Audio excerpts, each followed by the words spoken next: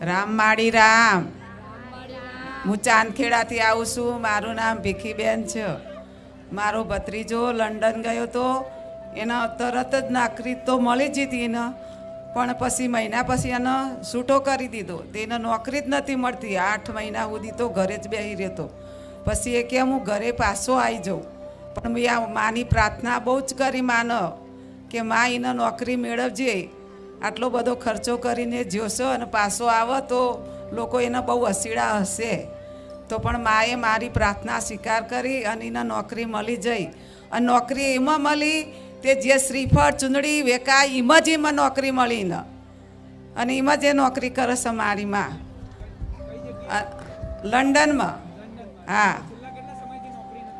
એને 8 મહિના સુધી નોકરી જ નથી મળી.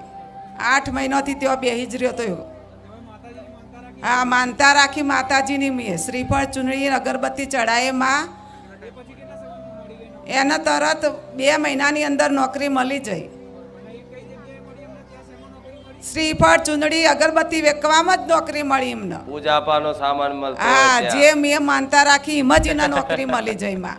રાહ હા ભલે.